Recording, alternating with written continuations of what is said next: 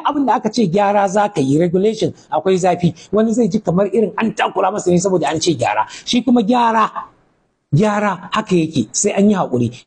Sunana Abba Al-Mustapha, ni ne shugaban hukumar tace fina-finai da ɗab'i ta jihar Kano, kuma jarumi a masana'antar shirya fina-finai ta Kannywood. Wato matakin da ya sa muka ɗauki wannan hukunci akan wasu fina-finai wanda aka zayyano su guda 22 matakai ne wanda ya zamo cewar dole ne sai mun yi haka, saboda babban aikin wannan hukumar da nake jagoranta shine tace fina-finai wanda za a gani ma a sunan ita kanta hukumar.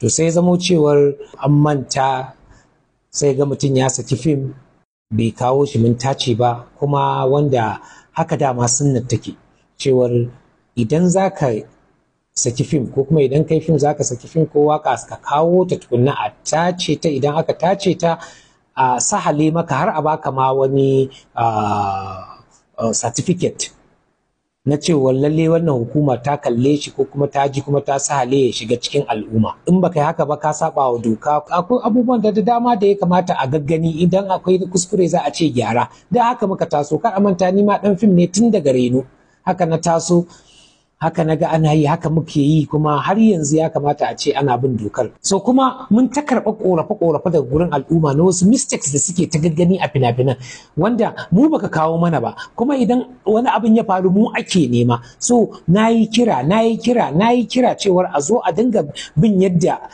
ya kamata a dinga bin process din, a dinga bi. Abin ya ci tira, shi yasa na ce wannan decision din ya zama dole. Muka zauna a management muka yi shawarwari, to muka ga cewar abin da ya kamata shine kawai a dakatar din. Duk wanda yake tunanin cewar yana so ya ci gaba da shi wannan fina-finan nasu ko kuma product din nan nasa, to ya zo ya garzayo hukuma ya kawo mana. Kuma ina ƙara faɗa cewa duk abin da yake aljihunka, yake wayarka, yake cikin hard disk ɗinka naka ne, amma da zarar ya fita ka ɗora shi a intanet ka kai shi kasuwa, to ba naka bane, na al'umma ne. So aka ce kafin ka kai shi wannan kasuwar, ina ce kasuwar yanzu ne gidan talabijin, intanet, yanar gizo-gizo ko kuma sinima. Ga ɗan fim su ne kasuwarsa a yanzu. Da ne muke da kasuwanni da zaka je shago ka sai fina-finai, to amma yanzu inda ake tutiya ma a kanan cewar ai ga kasuwar fim, yanzu babu ita, saboda abubuwan duk sun wuce, sun koma kan waya, sun koma streaming application, sun koma yanar gizo-gizo. To sai aka ce kafin ka kai wannan yanar gizo-gizon, kawo doka, abin da ce maka kenan, kawo a tantance shi, kawo a duba shi.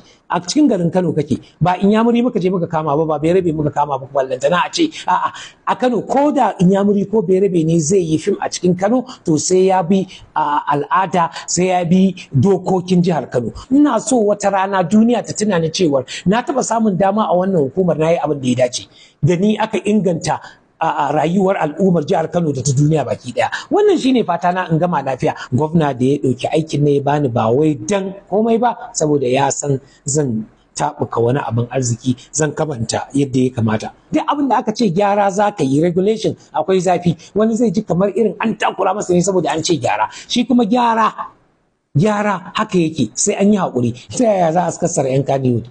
ai an Kannywood, Allah ne ya halicci Kannywood, ba ta faduwa ba ta mutuwa ba. Wallahi babu wanda ya isa ya kassara Kannywood. Amma wani abu shine dan gyara mana, gyara shine fa abin da ake so. Amma duk wanda yake tunanin ya kassara Kannywood, ƙarya yake. Kuma wallahi Abba Al-Mustapha ni kenan, Abba masoyin Kannywood ne. Babu sana'ar da nake so a zuciyata irin sana'a fim, ita ta mai da ni wane ne ni.